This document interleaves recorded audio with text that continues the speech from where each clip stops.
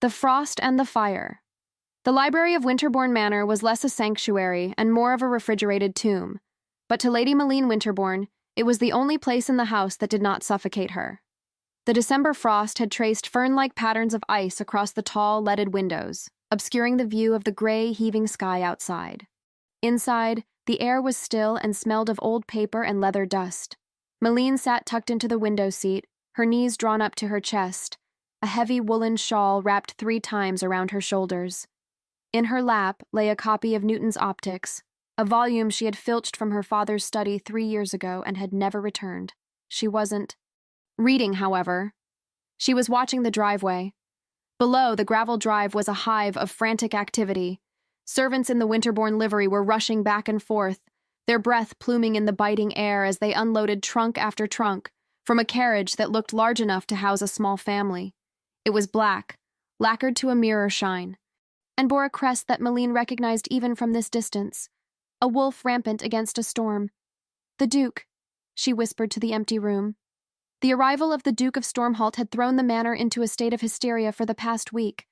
Floors had been scrubbed until the wood bleached, menus had been revised a dozen times, and Meline's cousins, Lavinia and Beatrice, had spent a small fortune on new ribbons. It was all dreadfully exhausting. Meline tightened her shawl. She had intended to stay hidden here until dinner, effectively becoming invisible, a skill she had honed to perfection over the last 6 years, but fate, it seemed, had other plans. "There you are!" The shrill voice shattered the library's peace. Meline closed her eyes briefly before turning. Lavinia stood in the doorway, her face flushed with the exertion of the hunt. "Mama has been looking everywhere for you," Lavinia announced, marching into the room with the self-importance of a general. "The Duke has arrived, and you are sitting here in the dark like a gargoyle. Really, Meline, it is no wonder people forget you exist." "I was under the impression that was the point," Meline replied, her voice cool. She slid her legs down and stood, clutching the book. "Is he here? I saw the carriage." "He is changing. He will be down for tea in 20 minutes. Mama insists the entire family be present to welcome him." Lavinia looked Meline up and down, her lip curling slightly at the sight of Meline's gray woolen dress. "Oh, well, I suppose you can sit in the back. Just try not to look so dour. It dampens the festive spirit." Meline placed the book on the side table. "Lead the way, cousin." The drawing room was stiflingly hot, the fireplace roaring, with enough timber to roast an ox. Lady Amelia Winterborn, Meline's mother, was fluttering about the tea service, adjusting cups that were already perfectly aligned. When Meline entered, her mother offered a tight, distracted smile. "Meline, sit by the pianoforte, and please, do try to sit up straight. You look slumped." Meline took her designated seat, far from the warmth of the fire. Her cousin Beatrice was already positioned on the sofa, artfully arranging the folds of her crimson silk gown. "They say he is a monster," Beatrice whispered loudly to Lavinia, though her eyes danced with excitement. "Cold as ice and twice as hard. They say he fired his last steward for sneezing during an IKEA audit. I heard he has a heart of stone," Lavinia added, checking her reflection in the silver tea urn. "And that he despises women who talk too much. So do be quiet, Beatrice." "I heard," Meline said, her voice cutting through their chatter unexpectedly, "that he simply values competence and dislikes sycophants. A rare trait in our circle." Both cousins turned to stare at her, mouths slightly agape. Before they could retort, the double doors were thrown open by the butler. "His Grace, Adrien Redgrave, Duke of Stormhalt." The man who walked into the room seemed to suck the oxygen right out of it. He was tall, imposingly so, wearing a black coat cut so precisely it looked like a second skin. He did not walk. He prowled. His hair was the color of a raven's wing, swept back from a sharp, intelligent forehead, but it was his eyes that arrested Meline. They were dark, nearly black, and they swept the room not with warmth, but with the clinical detachment of a predator assessing a herd.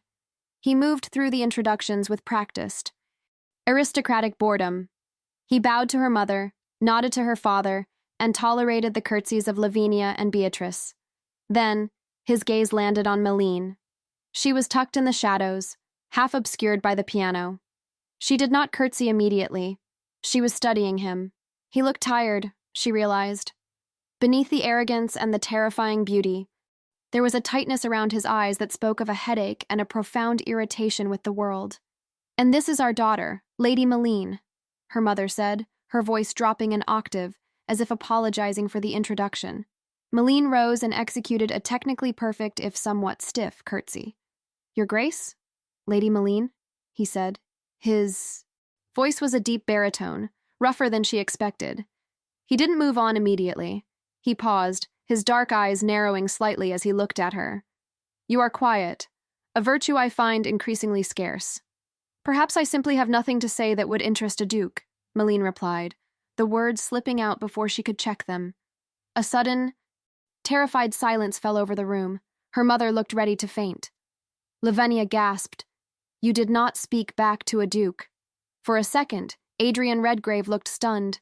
Then a tiny spark lit in those dark eyes. "Or perhaps you think we are not interesting enough to warrant your conversation?" He didn't wait for an answer, turning back to her. "Father, to discuss the roads from London." Meline sat back down, her heart hammering against her ribs. She had drawn attention to herself, the one thing she was never supposed to do. 20 minutes later, the torture became unbearable.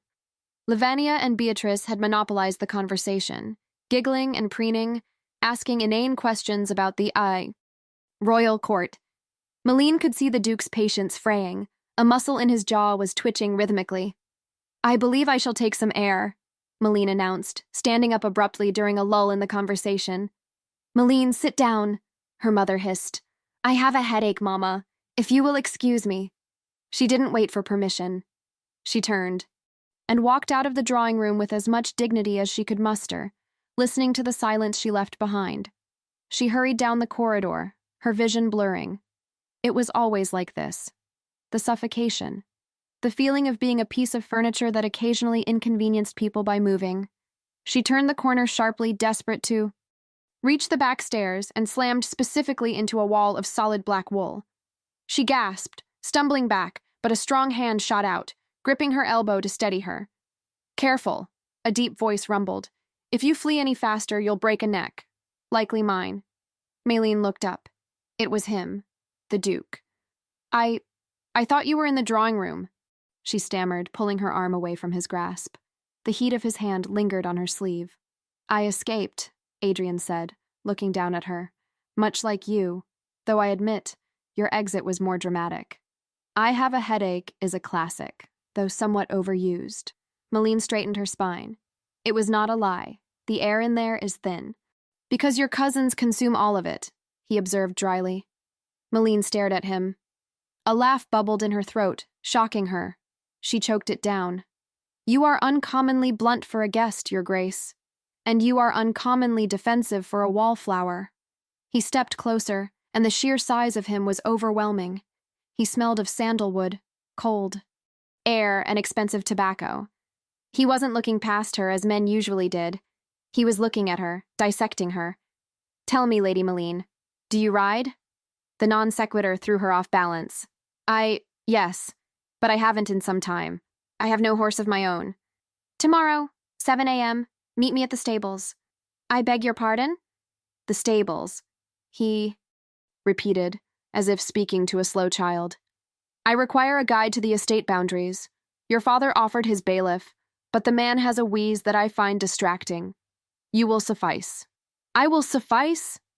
Meline bristled, indignation overriding her anxiety. "I am not a servant to be commandeered, Your Grace, and it is freezing at 7 a.m. Adrien leaned in, his voice dropping to a conspiratorial whisper. "If you come, you won't have to have breakfast with your cousins." Meline paused. She looked at his dark, challenging eyes. He was offering her an out, a temporary reprieve. 7 a.m., she said. "But if you are late, I am leaving without you." The corner of his mouth twitched. "I am never late." The morning air was sharp enough to cut glass. Meline stood in the cobbled courtyard of the stables, her breath misting in front of her face. She wore her old riding habit, a dark green velvet that was slightly tight in the shoulders and worn at the cuffs, but it was the warmest thing she owned. She was regretting this. It was madness. She was 26 years old, a spinster by all societal accounts, meeting a notorious duke alone at dawn. If Lavinia found out, Meline would never hear the end of it. You came. She spun around. Adrien was leading a massive black stallion out of the main barn. He looked different this morning, less like a statue and more like a man. He wore buckskin, breeches and a heavy riding coat, his hair slightly windblown. I enjoy the quiet, Meline replied, crossing her arms. And I dislike breakfast conversations. A woman of practical priorities. I approve. He gestured to a gray mare tied to the railing. That is Shadow. The groom tells me she has spirit but is manageable. Can you handle her? Meline walked over to the mare, stroking the velvet nose. I can handle spirit, Your Grace. It is boredom I struggle with. Adrien. She looked at him over the saddle. What? If we are to ride together, you must call me Adrien. Your Grace makes me feel like I am being petitioned for a loan. He swung himself onto his stallion with a fluid, powerful grace that made Meline's stomach do a strange little flip. Very well, Adrien. The name felt heavy and intimate on her tongue. They rode out in silence, leaving the manicured gardens of the manor for the wilder, frost-covered fields beyond. The sun was just bleeding over the horizon, painting the snow in shades of violet and gold. Meline felt a tension in her chest begin to uncoil. The rhythm of the horse, the biting wind, the vastness of the sky. It made the drawing room feel 1,000,000 miles away. They reached the crest of a hill overlooking the frozen lake. Adrien pulled his horse up and Meline followed suit. Why are you really here, Meline? He asked, not looking at her, his eyes scanning the tree line. I told you, I dislike... Not here on this hill. Here, in this life, in that house. He turned to face her, his expression intense. I watched you last night. You are intelligent. You are observant. And yet you let those two harpies peck at you like crows. You shrink so small I am surprised you don't vanish. Entirely. Meline gripped her reins, the leather creaking. I survive, Adrien. That is what women like me do. We survive. I have no dowry to speak of. I have no prospects. I am 26. My role is to be the quiet aunt who dotes on everyone else's children and eventually dies of a drafty window. And that satisfies you? It does not matter. If it satisfies me, it is what is. She snapped, anger flaring hot and bright. It must be nice to be a duke, to rearrange the world to your liking, but some of us have to live in the world as it is. Adrien stared at her. The silence stretched, heavy and charged. I need a wife, he said suddenly. Meline blinked. Surely you have your pick of the season. I do, and I detest them all. He shifted in his saddle, looking agitated. I am 32. My mother writes me daily threatening to move into Stormhalt if I do not secure the succession. The society mothers circle me like sharks. I cannot have a conversation without calculating the entrapment behind it. I want them to stop. I want peace. I want to be left alone to manage my estates. I fail to see how this concerns me, Meline said slowly. I propose an arrangement. Adrien turned his horse so they were knee to knee. His eyes were dark, serious, and utterly devoid of romance. Pretend to be my betrothed. Meline laughed, a sharp, incredulous sound. You are mocking me. I am perfectly serious. The Christmas ball is in 2 weeks. If I announce an engagement, the sharks will disperse. The rumors will stop. I will have peace. And when the ball is over, we break it off. Quietly, a few months later, we claim incompatibility. I take the blame. You emerge as the woman who walked away from a dukedom. Do you have any idea what that will do for your reputation? You won't be the pity of the county anymore, Meline. You will be a legend. You will be the woman who was too good for the Duke of Stormhalt. Meline stared at him, her mind racing. It was insane. It was deceptive. It was brilliant. Why me? She whispered. Why not someone beautiful and popular? Because you don't want me, Adrien said simply. You don't look at me with dollar signs in your eyes. You don't fawn. And because I think we are both drowning, Meline. I can throw you a lifeline and you can be my shield. He held out his gloved hand. The leather was worn at the seams. There is one rule, he added, his voice dropping. We must be convincing. We must act the part completely. But we must not let it become real.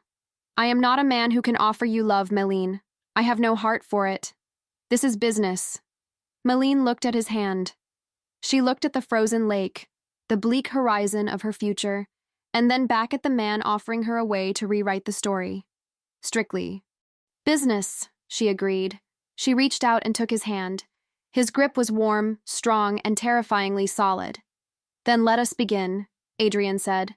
Prepare yourself, Meline. We are going to give them a show they will never forget. The Art of Deception. The ride back to Winterborn Manor was conducted in a silence that felt entirely different from the one that had preceded it. Before, the silence had been tentative, filled with the awkwardness of strangers. Now, it was heavy with conspiracy. Meline glanced at Adrien. She had to practice thinking of him as Adrien, and found him looking straight ahead, his profile sharp against the gray sky. He looked like a man going to war, or perhaps a man who had finally figured out how to win one. We need a story, Meline said as the manor's chimneys came into view. If we are to be engaged, people will ask how, when. We met yesterday. It is hardly the stuff of romance novels. On the contrary, Adrien replied, slowing his horse to a walk. Love at first sight is the preferred currency of the gossip mongers.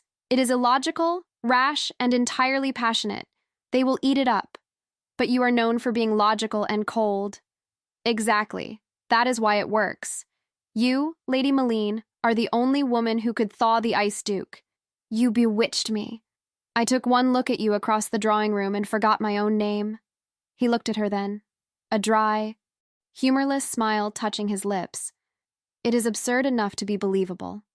And what is my motivation? Meline asked, gripping the reins tight.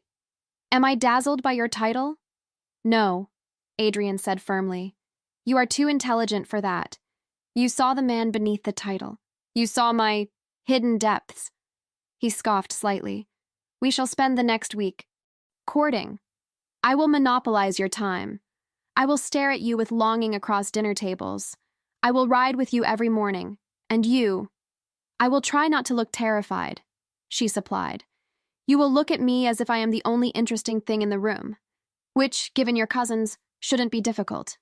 They reached the stables. As Adrien helped her down, his hands lingered at her waist for a fraction of a second longer than necessary. A groom was watching. Meline felt a flush rise to her cheeks, not from affection, she told herself, but from the performance. Perfect, Adrien murmured near her ear. Keep blushing. It does half the work for us. The campaign began at breakfast. Usually, Meline slipped into the breakfast room like a ghost, took toast and tea, and read a book until she was dismissed. Today, she entered just as the footmen were bringing in the kippers. The conversation stopped abruptly because Adrien rose to his feet the moment she crossed the threshold. Gentlemen did not typically rise for unmarried daughters of the house at breakfast. It was a gesture of respect reserved for ranking ladies or wives. Lady Meline, Adrien said, his voice carrying clearly over the clatter of silverware. I trust you recovered from our ride? The wind was biting. Lavinia dropped her fork. Lady Amelia stared, her teacup halfway to her mouth. I found it invigorating, Your Grace, Meline replied, moving to the sideboard. Her hands were shaking slightly as she reached for a plate. The estate is beautiful in the frost. Not nearly as captivating as the company, Adrien said smoothly. Beatrice choked on a muffin. Adrien pulled out the chair beside his own, not Meline's usual seat at the far end of the table, but the place of honor. Sit with me. I wish to hear your thoughts on the architecture of the East Wing. I noticed you sketching the other day. He hadn't, of course. Meline hadn't sketched in years. But she took the seat, acutely aware of the heat radiating from his arm next to hers. I have always found the Gothic revival elements fascinating, she improvised, keeping her eyes on her plate. Fascinating, Adrien repeated, leaning in close. Too close. I have a library at Stormhalt full of architectural treatises. I suspect you would lose yourself in them for days. I should like to show them to you. The implication hung in the air. I want you at Stormhalt. Your Grace, Lady O. Amelia squeaked, finding her voice.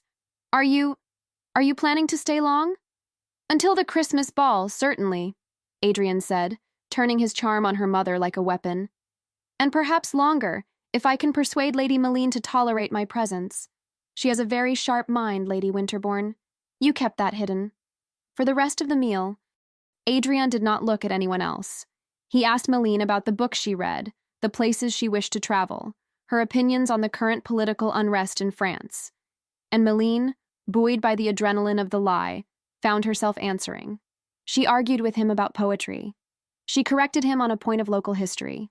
For the first time in her life, the table was listening to her. But she knew they weren't really listening to her. They were watching the Duke listen to her. The deception required proximity. That was the most dangerous part. 2 days later, a heavy snow had fallen, blanketing the world in silence. Adrien proposed a sleigh ride to the village, to inspect the tenant cottages, he told her father. But everyone knew it was an excuse to be alone with Meline.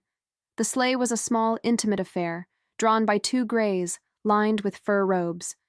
Meline sat beside Adrien, thigh to thigh, wrapped in so many layers they could barely move. The driver sat high up front, deaf to their conversation amidst the jingling of the bells. "You are doing well," Adrien said quietly, his eyes on the road. "Your mother looks ready to start planning the wedding, and your cousin Lavinia looks as though she has swallowed a lemon." "Harriet told me yesterday that I was punching above my weight," Meline said, tucking her chin into her scarf. "She said you would grow bored of me." "Within a fortnight." Adrien's jaw tightened. "Harriet is a fool. Ignore her." "It is difficult to ignore a lifetime of being told you are insufficient, Adrien." He glanced at her, and for a moment, the mask of the arrogant Duke slipped. "I know. My father, he was a man who demanded perfection. Nothing I did was ever quite enough. If I rode well, I should have ridden faster. If I managed the accounts, I should have made more profit. I learned to stop trying to please him and simply started trying to outlive him." Meline looked at him in surprise. "I am sorry, that sounds lonely." "It was, until I learned that solitude is a shield." He snapped the reins lightly. "But this is working. I received a letter from my mother this morning. She heard a rumor that I was besotted with a country mouse. She is thrilled. She thinks I am finally developing a human heart." "A country mouse?" Meline raised an eyebrow. "Her words, not mine. I corrected her. I told her you were more of a hidden tigress." Meline laughed, the sound bright and genuine in the cold air. The sleigh hit a rut, jolting them sideways. Meline slid against him, her shoulder pressing into his chest. Instinctively, Adrien's arm went around her to steady her, his gloved hand gripping her upper arm. He didn't let go immediately when the sleigh righted itself. They were very close. Meline could see the flecks of gray. In his eyes, the roughness of his unshaven chin. He had missed a spot near his jawline. Her breath hitched. The rule echoed in her head. No real feelings, but the warmth of his body against hers was not a lie. The way he looked at her, his gaze dropping to her lips for a fraction of a second, did not feel like a performance for the benefit of the driver. "You are cold," Adrien said, his voice dropping to a rough murmur. "Your lips are turning blue." "I am fine," she whispered. "Here." He took her gloved hands in his. His hands were massive, encompassing hers completely. He rubbed them gently, generating friction. "Is that better?" "Yes." Her voice was barely audible. He held her gaze for a long moment.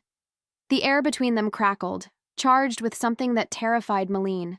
This was the danger. It was easy to pretend to be in love. It was infinitely harder to remember you weren't. We should talk about the ball," she said, pulling her hands away. "We need to coordinate our dance." Adrien blinked, as if waking from a trance. He cleared his throat and looked back at the road. "Yes. The waltz. I assume you know the steps?" "I know them. I have just never had a partner." "Well," Adrien said, his voice regaining its composed distance, "now you do." The real test came at dinner on the 4th night. The Winterborns were hosting the local vicar and his wife, along with the family. The atmosphere was slightly more formal. Meline wore a dark blue silk dress that her mother had hastily ordered altered for her. It was the first new dress she had worn in 3 years. It fit perfectly, hugging curves she usually hid beneath shapeless wool. Lavinia was seething. She had spent the entire meal trying to draw Adrien's attention, laughing loudly at his polite comments and flipping her hair. "It is such a shame," Lavinia said loudly during the dessert course, "that Meline never kept up with her music. Beatrice plays the harp like an angel, and I, of course, sing. But poor Meline, she has no talents to speak of. The table went quiet. It was a direct attack designed to humiliate Meline in front of the prize. Meline stared at her pudding. I suppose my talents are less performative, cousin. Less performative? Lavinia giggled. You mean invisible? Do you remember, Meline, when you tried to knit a scarf for Papa and it ended up 3 feet too long? We laughed for days. She is so clumsy. With her hands, Your Grace. I worry she would drop a tea service if you let her hold one. Meline felt the familiar heat of shame rising up her neck. This was her role. The clumsy, untalented spinster. Is that so? Adrian's voice cut through the air. It wasn't loud, but it had the quality of a whip crack. He set down his wineglass and turned his, full attention to Lavinia. His expression was one of polite confusion, but his eyes were ice cold. It is strange, Adrien said, because in the short time I have known Lady Meline, I have found her to be possessed of a rare and delicate skill. Lavinia blinked. Oh? And what is that? Insight, Adrien said. Most people fill the silence with noise because they are terrified of their own thoughts. Lady Meline listens. She observes. She understands the things that are not said. In my experience, Miss Lavinia, that is a talent far more valuable than plucking a harp or singing. Lavinia turned a mottled shade of red. Furthermore, Adrien continued, turning to look at Meline. His expression softened, and he reached out, taking her hand atop the table in full view of everyone. I have seen her ride. She has hands light enough to control a stallion, yet firm enough to guide him. That is not clumsiness. That is grace. He lifted Meline's hand to his lips and kissed her knuckles. You underestimate your cousin, Adrien. Finished, looking back at the stunned table. But I suppose that is to my benefit. If you had valued her properly, she would have been snatched up years ago, and I would be alone. Silence reigned. Absolute, stunned silence. Meline looked at Adrien. He wasn't looking at the others. He was looking at her, and for the first time, she saw something. That wasn't acting. He was angry on her behalf.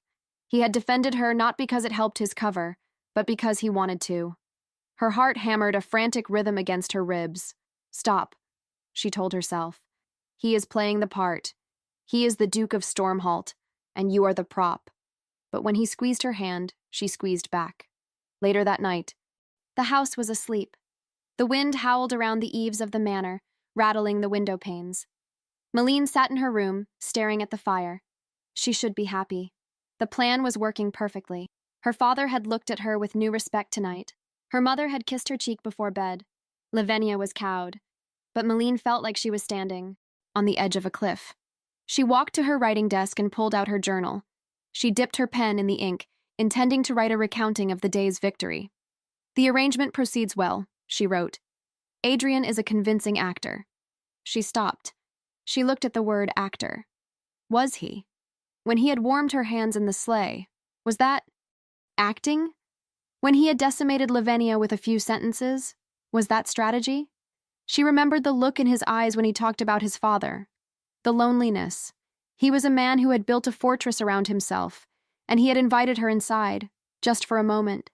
Do not fall in love, she whispered to the empty room. That was the rule. The only rule. She closed the journal. Down the hall, in the guest wing, Adrien Redgrave poured himself a glass of brandy. He stood by the window looking out at the snow-covered grounds. He was agitated. He had nearly lost his temper at dinner. He, who prided himself on his icy control, had wanted to strangle that foolish girl for insulting Meline. He took a sip of the burning liquid. He liked Meline. That was the problem. He liked her dry wit. He liked the way she didn't fawn over him. He liked the way her eyes lit up when she talked about books. He liked the curve of her waist and the smell of lavender that clung to her hair. It is a business arrangement, he said aloud, as if saying it would make it true. We endure the ball. We endure the engagement. We break it off. But as he stared at the moonlit snow, he couldn't help but wonder what it would feel like if they didn't break it off. And that thought terrified him more than any matchmaking mama in London. The next morning, the library door opened and Meline walked in. Adrien was already there, reading by the fire. He looked up, and for a split second, his face was open, vulnerable. He smiled. "Good morning, Meline." "Adrien?"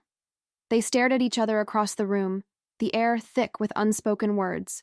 The line between the lie and the truth had not just blurred, it had vanished, and neither of them knew how to find it. Again. The breaking point. The silence between them had changed again. It was no longer the awkward silence of strangers, nor the conspiratorial silence of partners. It was the suffocating silence of two people shouting things they dared not speak aloud. 3 days had passed since the dinner with the vicar. 3 days where Meline had meticulously avoided being alone with the Duke of Stormhalt. She attended breakfast, she sat through tea, she smiled when he offered her his arm for the evening promenade, but she had rebuilt her walls. She was polite, witty, and utterly impenetrable. She had to be. Every time he looked at her with that dark, intense focus, she felt the ground crumbling beneath her feet. She was falling in love with a man who had promised her nothing but a scandal and a clean break. On the afternoon of the 4th day, the tension finally snapped. Meline was in the long gallery, a drafty corridor lined with the portraits of Winterborn ancestors. She was ostensibly there to inspect the dusting of the frames, but in truth, she was pacing. The Christmas ball was 2 days away. 48 hours. Then the grand deception would climax, and the slow, painful unraveling would begin. "You are avoiding me." Meline froze. She didn't need to turn to know he was there. Adrien's presence was a physical weight in the air. She turned slowly. He was standing at the far end of the gallery, dressed in his riding clothes, a leather crop tapping rhythmically against his thigh. He did not look pleased. "I am doing no such thing," Meline lied, smoothing her skirts. "I am ensuring the house is ready for the ball. As the future Duchess, is that not my role?" "Do not hide behind the role, Meline," Adrien said, his voice low and dangerous. He closed the distance between them with long, predatory strides. "For 3 days you have treated me like a stranger. You speak to me only when others are watching. You withdraw your hand the moment propriety allows. Why?" "Because we are practicing," Meline snapped, the frustration bubbling over. "We are practicing for the end, Adrien. In a few months this will be over. I am simply acclimating myself to the cold again. It is foolish to stand too close to the fire if you know it is going to be extinguished." Adrien stopped a foot away from her. The anger in his face softened into something more complex, confusion, perhaps, or hurt. "And what if I do not wish to extinguish it?" The question hung in the dusty air. Meline's heart skipped a beat, then hammered a frantic rhythm. "Stick to the script, Your Grace. You wish for peace. You wish to escape the matchmaking mamas. We have an agreement." "To hell with the agreement." Adrien tossed his riding crop onto a nearby bench with a clatter that made Meline jump. "I am tired of—" "The agreement?" he said, stepping closer, invading her personal space until she had to tilt her head back to look him in the eye. "I am tired of pretending that I only enjoy your company for the sake of an audience. I am tired of watching you laugh at my jokes only to see your face go blank the moment we are alone. Meline, look at me. I am looking at you. No, you are looking at the Duke. Look at me." He reached out, his fingers grazing her jawline, tilting her face up. His touch was electric, sending a shiver straight down her spine. "Tell me you feel nothing. Tell me that when we are together, it is only a performance. Tell me, and I will leave you be." Meline opened her mouth to She had spent a lifetime learning to hide her feelings, to swallow her disappointment, to be the stoic, invisible girl. But looking into Adrien's eyes that were currently searching hers with desperate intensity, she found she couldn't do it. "I cannot," she whispered. Adrien let out a breath he seemed to have been holding for days. "Good. Because I am failing spectacularly at keeping my own rules." "Adrien, this is madness," she pleaded, stepping back, breaking his touch. "The ball is in 2 days. The entire county will be watching. We have to focus." "Then let us focus," he said, his voice changing, becoming authoritative. "We have not practiced the waltz. If we stumble on the dance floor, the illusion shatters. Meet me in the ballroom. Now." "Now? But the servants are busy polishing silver. The ballroom is empty. Come." He didn't wait for an answer. He turned and walked away, expecting her to follow. And God help her, she did. The ballroom at Winterborn Manor was a cavernous space, cold and echoing. The furniture was pushed to the edges, the chandeliers lowered for cleaning. It felt stripped down, raw, much like Meline felt. Adrien was waiting in the center of the parquet floor. He had removed his riding coat, standing in his white shirt and waistcoat. It made him look less like a formal portrait and more like a man, flesh and blood and heat. The waltz, he said, holding out a hand. It requires trust. It requires the partners to move as one entity. If you pull away from me, Meline, we will fall. Meline approached him slowly. She took his hand. He pulled her in, his other hand settling firmly on her waist. Through the thin fabric of her dress, his palm felt like a brand. Music? She asked, her voice trembling. We shall imagine it, Adrien murmured. 1, 2, 3. 1, 2, 3. He began to move. He was an excellent dancer. Meline had expected him to be stiff, but he moved with a fluid, powerful grace. He guided her effortlessly, sweeping her into the turns. At first, she was stiff, holding herself rigid against him. Relax, he instructed softly. Lean into me. I will not let you fall. I am not afraid of falling, Meline muttered, though she obeyed, softening her stance. I am afraid of landing. 1, 2, 3. They spun across the empty floor. The silence of the room faded, replaced by the sound of their breathing and the rhythmic slide of their feet. The world narrowed down to the circumference of his arms. Meline found herself looking at his throat, at the pulse beating steadily beneath his collar. He pulled her closer. The gap between them vanished. Her breasts brushed against his chest. Her thighs bumped his. It was improper. It was scandalous. It was intoxicating. Meline, he said, his voice rough. Adrien, the steps. Forget the steps. He stopped moving.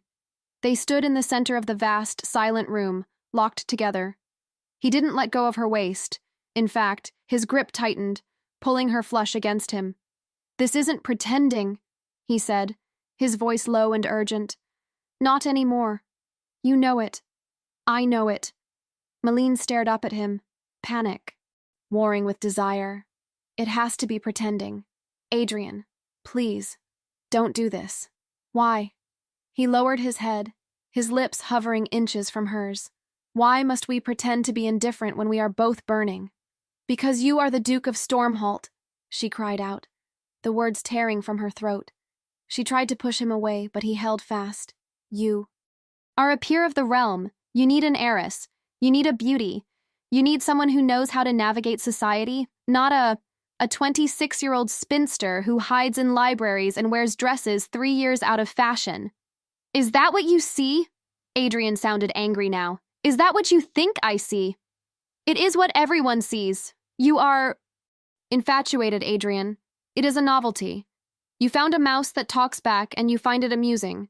But the amusement will fade, and when it does, you will be stuck with me and I will be destroyed.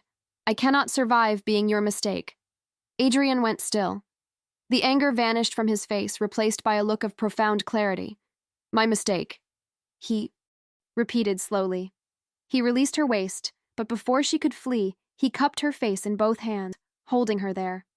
You think this is a whim? You think I am some boy playing with a new toy?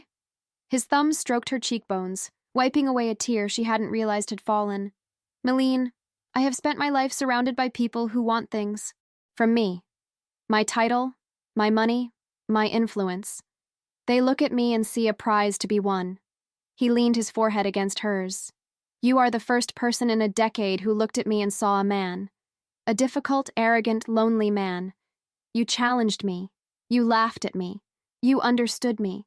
Do you have any idea how rare that is? How precious? Adrien, I don't want an heiress, he whispered fiercely. I don't want a society beauty who will bore me to tears before the honeymoon is over. I want you. I want the woman who reads Newton in the window seat. I want the woman who rides like a Valkyrie. I want the woman who is brave enough to tell a duke to go to hell. You are just saying that because I am saying it because I love you. The words hit Meline like a physical blow. The air left her lungs. No, she gasped. Yes, Adrien insisted. I love you. I tried not to. I tried to stick to the rules. But I failed. I am hopelessly, inconveniently, desperately in love with you. You can't be. I am. He kissed her. Forehead, then her eyelids, gentle, reverent touches. And I suspect, if you were brave enough to admit it, you love me too. Meline trembled. I am terrified, she admitted, her voice a broken whisper. If I admit it, if I let myself believe it, and then you leave. I am not going anywhere, Adrien said firmly. He pulled back slightly to look her in the eye. I am dissolving the agreement. Meline's eyes widened. What? The fake engagement. It is over. I am canceling it. You are leaving? The cold rushed back in. No, you foolish woman. Adrien gave a short, incredulous laugh.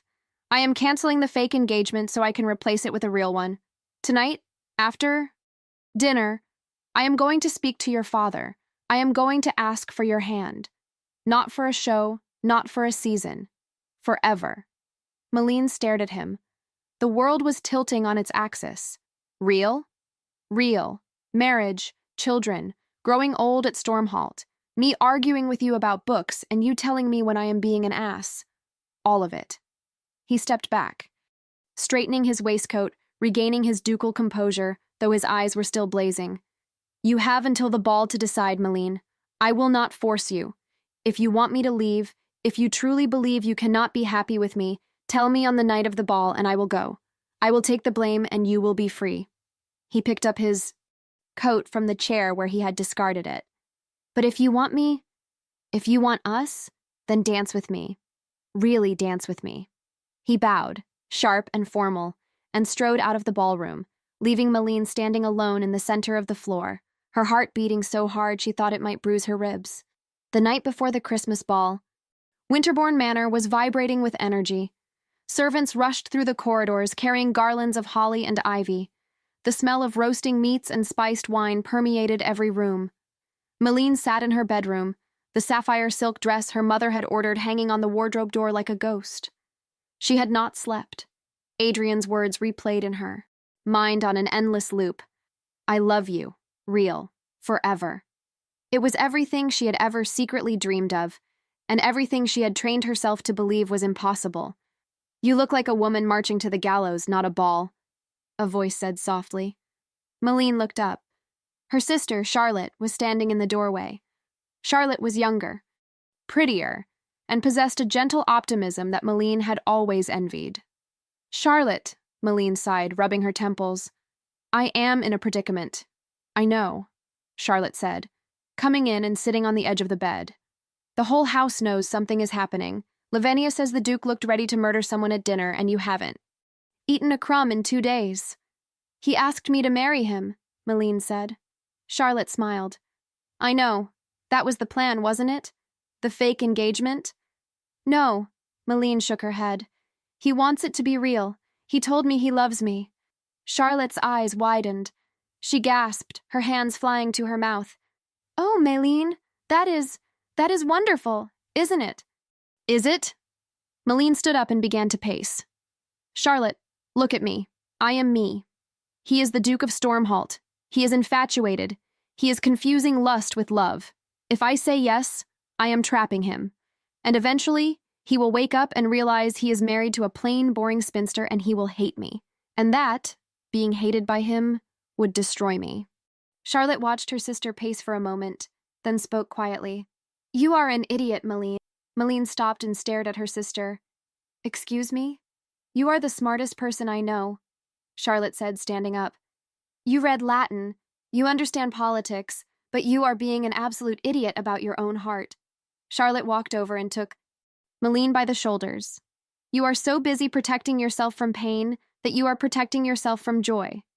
You are creating a tragedy in your head because you are comfortable with tragedy. You know how to be the disappointed spinster. It is safe. Happiness? Happiness is terrifying. It requires risk. I am afraid, Meline admitted, her voice cracking. Good. You should be. He is a duke, And he is intense, and marriage is hard, Charlotte said firmly. But Meline, I have seen the way he looks at you. He doesn't look at you like a prize. He looks at you like you are the only heir in the room. If you throw that away because you are scared you aren't good enough, then you deserve to be miserable. Charlotte reached out and touched the sapphire silk of the dress. He gave you a choice, didn't he? Yes, he said if I want him, I must dance with him. Then you have a decision to make. Charlotte walked to the door. But ask yourself this. If he leaves tomorrow and you never see him again, will you be safe? Yes. But will you ever be alive again? Charlotte left, closing the door softly. Meline stood in the silence. She walked to the window. Outside, the snow was falling again, covering the world in a clean, white sheet. She thought of Adrien's hand on her waist. She thought of his laugh. She thought of the way he had defended her against Lavinia. She thought of the loneliness that had been her companion for 26 years. Safety was a cold comfort. Meline turned back to the dress. She ran her fingers over the silk. Courage, Adrien had told her on that first day. Bring your courage. She took a deep breath. The fear was still there, a knot in her stomach, but beneath it, a small, fierce flame had begun to burn. She would not run. She would not hide in the library. Tomorrow, Meline Winterborn would go to the ball, and she would dance. The winter ball. The reflection in the tall, gilt-framed mirror was a stranger. Meline stood motionless as Susan, her mother's lady's maid, secured the final pin in her hair. The woman looking back at her was not the gray mouse who hid in libraries. She was vibrant. The gown was a masterpiece of deep sapphire silk, the color of the evening sky just before total darkness sets in. It was trimmed with silver thread that caught the candlelight, shimmering with every breath she took. The neckline was lower than anything she had ever worn, exposing the slope of her neck and the frantic pulse beating at the base of her throat. You look regal, my lady, Susan whispered, stepping back with a look of genuine awe. I look terrified, Meline corrected, though her voice was steadier than she felt. No, a new voice said. Meline turned to see her mother standing in the doorway. Lady Amelia Winterborn looked at her daughter, and her eyes, usually critical or distracted, were bright with unshed tears. You look triumphant. Lady Amelia crossed the room, her hands fluttering nervously before settling on Meline's shoulders. Meline, I must apologize. Mama, we do not need to. We do, her mother interrupted firmly. For years I allowed society to dictate how I saw you. I thought if I lowered my expectations, I was protecting you from disappointment. I see now that I was merely adding to the weight you carried. You are beautiful, my darling, and you are brave, braver than I ever was. Meline felt a lump form in her throat. Thank you, Mama. Now, Lady Amelia dabbed at her eyes with a lace handkerchief. The Duke is waiting for you in the portrait gallery. He insisted on seeing you before the descent. Go to him. Meline walked through the corridors of Winterborn Manor, the rustle of her silk skirts the only sound. The house was humming with a distant vibration, the sound of 300 guests assembled in the ballroom. Below, she found Adrien standing in front of the portrait of the first Earl Winterborn. He was dressed in severe formal black, his white cravat tied with mathematical precision. He looked devastatingly handsome, every inch the powerful, untouchable Duke of Stormhalt. When he heard her approach, he turned. For a long moment, he said nothing. His dark eyes swept over her, from the silver pins in her hair to the hem of her sapphire gown. He didn't smile. The look on his face was far more intense than a smile. It was a look of hunger and of reverence. Meline, he breathed, the name sounding like a prayer. I have seen queens who looked less commanding. It is the dress, Meline said, her hands trembling slightly. It is very heavy silk. It forces one to stand up straight. It is not the dress. Adrien crossed the distance between them in 2 strides. He took her hands, his grip warm and grounding. It is you. You are radiant. He reached into his pocket and pulled out a small velvet box. I told you I had a proposition, he said, softly. I told you I wanted to ask for your hand, but a proposal requires a token. He opened the box. Inside nestled a ring that stole the breath from Meline's lungs. It was a sapphire, dark and endless as the ocean, surrounded by a halo of brilliant diamonds set in gold. "This belonged to my grandmother," Adrien explained, his thumb brushing over the velvet. "She was a formidable woman. She once told a prince to remove his muddy boots or get out of her parlor. She married for love, against the wishes of her entire family. I can think of no one else who deserves to wear it." Meline looked from the ring to Adrien's face. "Adrien, this is real. Once I put this on, there is no going back. The scandal if we part would be—" "There is no going back for me, Meline," he cut her off, his voice fierce. "I am not looking for an exit. I am looking for an entrance to a life with you." He took the ring from the box and held it poised at the tip of her finger. "Meline Winterborn, will you do me the extraordinary honor of becoming my wife? Not for the season, not for the show, but for every day that is left to us?" Meline looked into his dark eyes, seeing the vulnerability he hid from the rest of the world. The fear was gone. In its place was a crystalline certainty. "Yes," she whispered. "Yes, Adrien." He slid the ring onto her finger. It fit perfectly. He brought her hand to his lips, kissing the sapphire, then her palm, then her wrist. "Then let us go," he said, offering his arm. "I believe we have an audience to stun." The top of the grand staircase offered a view of the ballroom that was dizzying. Hundreds of candles flickered in the crystal chandeliers, casting a golden glow over the sea of colorful gowns and black coats. The air was thick with the scent of pine, beeswax, and expensive perfume. As Meline and Adrien stepped onto the landing, the butler struck the floor with his staff. "His Grace, the Duke of Stormhalt, and Lady Meline Winterborn." The effect was instantaneous. The chatter, which had been a dull roar, was sliced off as if by a knife.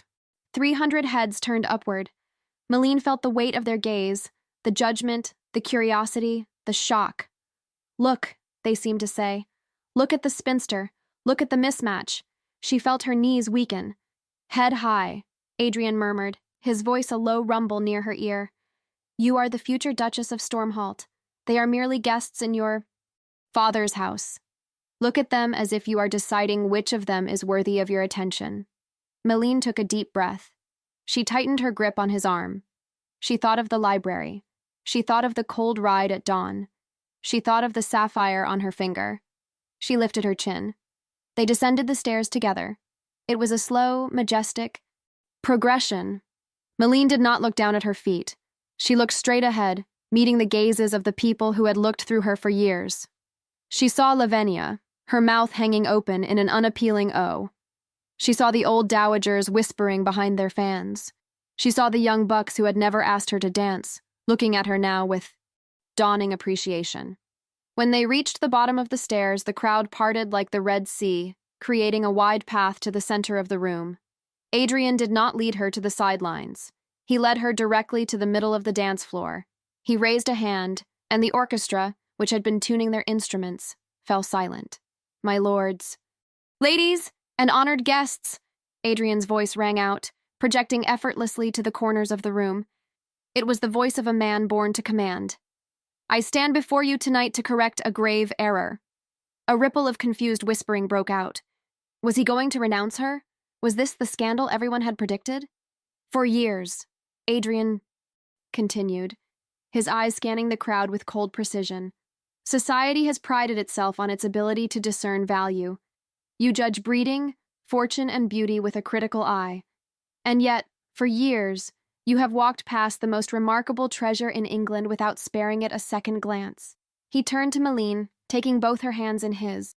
The intimacy of the gesture made the room gasp. "I came to Winterborn Manor seeking peace," Adrien said, his voice softening, though still audible to all. "I expected to find the usual diversions. Instead, I found a woman of such intelligence, such courage, and such grace that she makes the rest of us look pale by comparison. I found a woman who challenges me to be a better man." He looked back at the crowd, his expression defiant.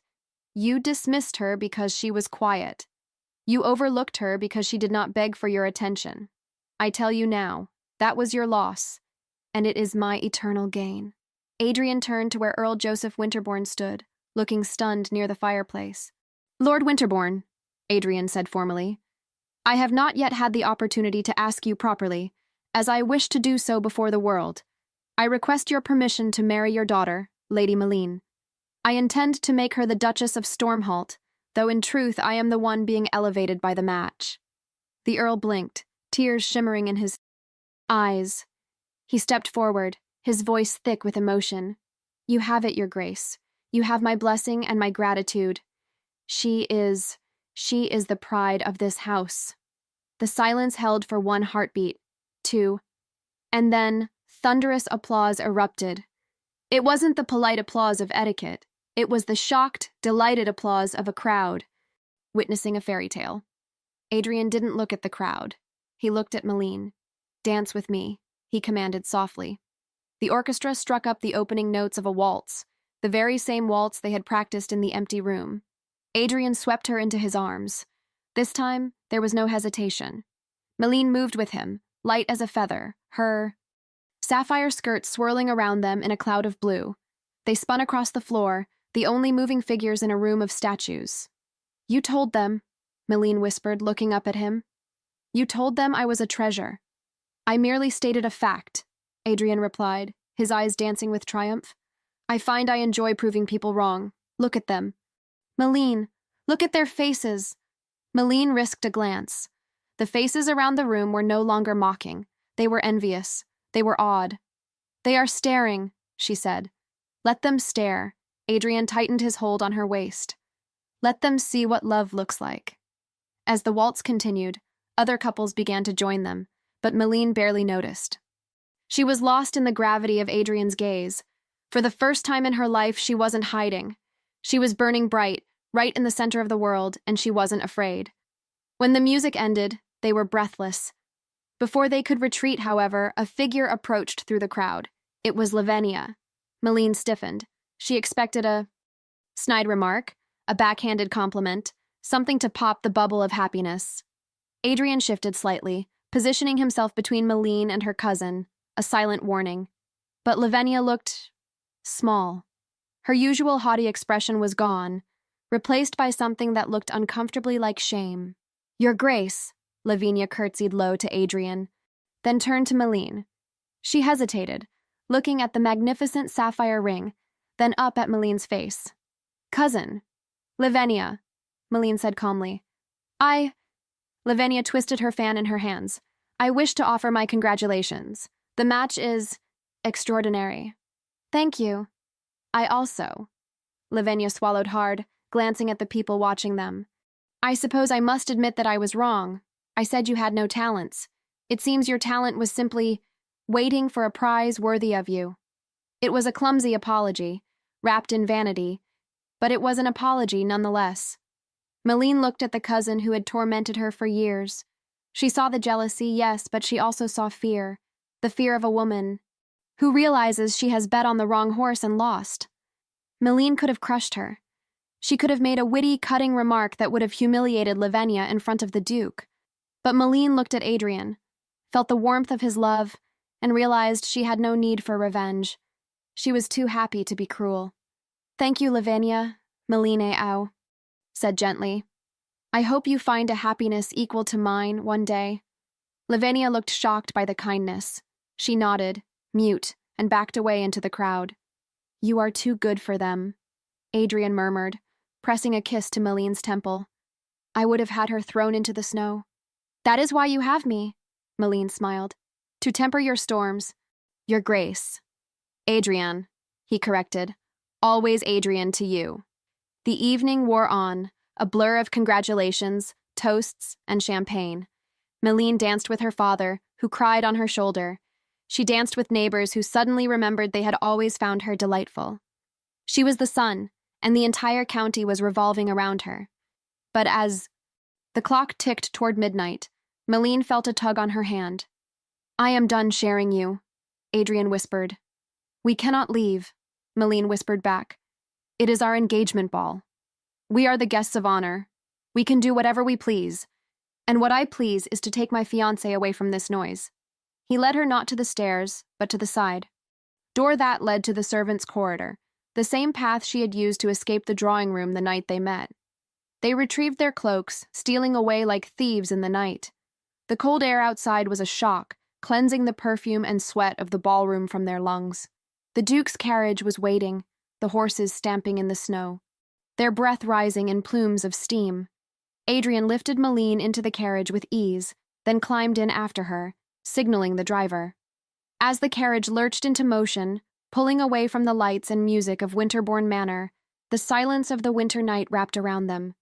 Meline sat back against the velvet squabs, the adrenaline fading, replaced by a bone-deep contentment. She looked at the man sitting opposite her, the Duke, her husband-to-be. He wasn't looking out the window. He was watching her, his expression unguarded and tender. "Are you happy?" he asked quietly. Meline looked down at the ring on her hand, sparkling even in the dim moonlight. "I am," she said, and realized it was the truest thing she had ever spoken. "I didn't think I was allowed to be, but I am." "Good."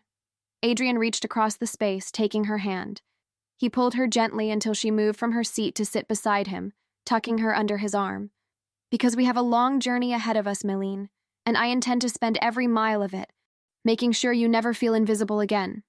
The carriage turned onto the main road, heading north toward Stormhalt, leaving the ghosts of Meline's past behind in the snow, fading into the distance. She rested her head on his shoulder and closed her eyes, ready for the adventure to begin. The Duchess of Stormhalt. The carriage journey to Stormhalt took 3 days, traversing a landscape that grew wilder and more dramatic with every mile. As they left the manicured hedgerows of the south behind, the terrain swelled into craggy hills and dense ancient forests dusted with snow. For Meline, the journey was a suspension of time. Inside the plush, heated interior of the Duke's carriage, the world consisted only of Adrien. They spoke for hours, about his childhood exploring the caves along the coast, about her secret dreams of writing a treatise on botany, about the petty politics of the House of Lords. "You will find my mother spirited," Adrien warned on the final afternoon as the carriage began its ascent up the coastal road. "She does not suffer fools. That is why she stays at Stormhalt. She says London makes her itch." "She sounds terrifying," Meline admitted, smoothing the travel wrinkles from her skirt. "She will adore you," Adrien assured her, taking her hand. "She has been despairing of my bachelorhood for a decade. She threatened to marry me off to a Prussian princess if I didn't find a wife by Christmas." The carriage crested a final ridge, and Stormhalt Castle came into view. It was not a house, it was a fortress, carved from the living rock of the cliffside. Gray stone towers rose defiantly against a sky bruised with purple storm clouds. Below, the gray Atlantic Ocean crashed against the jagged rocks, sending spray high into the air. It was stark, imposing, and undeniably beautiful. "It is magnificent," Meline breathed. "It is a drafty pile of stones," Adrien said, though his eyes softened with evident pride. "But it is home, and now it is yours." As the carriage rattled into the courtyard, the massive oak doors were thrown open. A line of servants stood, shivering in the wind, led by a formidable woman with silver hair swept up in a severe chignon. She wore black velvet and held a cane like a scepter. Adrien helped Meline down. The wind immediately whipped at her cloak, tearing the hood back. "Mother," Adrien called out, leading Meline up the stone steps. "I have returned, and against all your dire predictions, I have not returned alone." The Dowager Duchess, Adrien Redgrave, narrowed her dark eyes that were the exact mirror of her son's. She looked Adrien up and down, then turned her laser focus to Meline. Meline curtsied, holding her ground against the wind and the scrutiny. "So," the Dowager said, her voice crisp, "this is the country mouse?" "I believe I corrected that description to hidden tigress, mother," Adrien said dryly. Catherine stepped closer, leaning on her cane. She studied Meline's face, looking for fear. Meline met her gaze steadily. "It is a pleasure to meet you, Your Grace," Meline said, pitching her voice to carry over the wind. "Your son tells me you prefer honesty to flattery, so I shall be honest. You have a magnificent home, but your driveway is in terrible need of repair." Adrien choked back a laugh, The servants looked horrified. Adrien Redgrave stared at Meline for a long, silent second.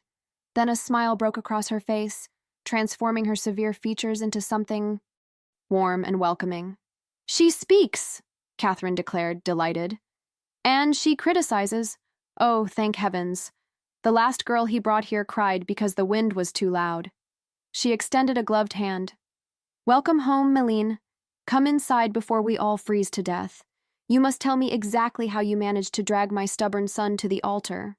The wedding took place 3 weeks later, in the small ancient chapel on the Stormhalt estate. It was not the society circus that a London wedding would have been. There were no gossip columnists, no desperate debutantes. The pews were filled with the estate staff, the tenants, a few of Adrian's closest friends from Oxford, and Meline's family, who had made the journey north. Meline wore white velvet trimmed with ermine to ward off the January chill. As she walked down the aisle on her father's arm, she looked at the altar. Adrien was waiting. He watched her approach with an intensity that made her knees weak. When she reached him, he didn't wait for the priest's signal. He reached out and took her hand immediately, interlacing their fingers as if he feared she might vanish if he let go. The vows were spoken softly, lost to the sound of the wind howling outside the thick stone walls, but to Meline, they were thunderous. "I, Adrien, take thee, Meline. I, Meline, take thee, Adrien." When the priest pronounced them man and wife, Adrien kissed her with a passion that made the Dowager Duchess cheer and caused Lavinia, who was sitting in the second row looking humble, to blush furiously. The wedding feast was held in the great hall, with roaring fires and flowing wine. But as the evening wore on, the guests faded into the background for Meline. She was acutely aware of her husband sitting beside her, his hand resting possessively on the back of her chair, his thigh brushing hers. "It is time," he whispered, when the clock struck 11. He stood and offered his hand. A hush fell over the room as the Duke and his new Duchess made their exit, ascending the grand stone staircase to the family wing. The master suite of Stormhalt was vast, dominated by a massive four-poster bed draped in the sapphire blue silk Adrien knew she favored. A fire crackled in the hearth, casting dancing shadows on the stone walls. Adrien closed the heavy oak door and locked it. The click of the latch echoed in the silence. He turned to her. He did not rush. He walked to her slowly, removing his coat and tossing it onto a chair. "Duchess," he murmured, stopping inches from her. He reached out and traced the line of her jaw. "My wife, my husband," Meline whispered. The reality of it crashed over her. She was no longer Meline the spinster. She was Meline Redgrave, Duchess of Stormhalt. "Are you afraid?" Adrien asked gently, his hands moving to the pins in her hair. "A little," she admitted. "I have no experience, Adrien. Good," he interrupted, pulling the first pin free. A lock of dark hair fell against her neck. "I want you to have no history but me. I want to be the only man who knows the sound you make when you lose control." He kissed her then, a slow, deepening exploration that banished her fear and replaced it with a heavy, molten heat. He undressed her with reverent slowness, worshipping every inch of skin revealed, murmuring praises that made her flush. "You are perfect," he groaned against her throat as he lifted her onto the high. "You are the most beautiful thing in this castle." "I am too tall," she gasped as his hands moved over her. "I am too plain." "You are a liar," he growled playfully, settling his weight over her. "And tonight, I am going to prove exactly how wrong you are."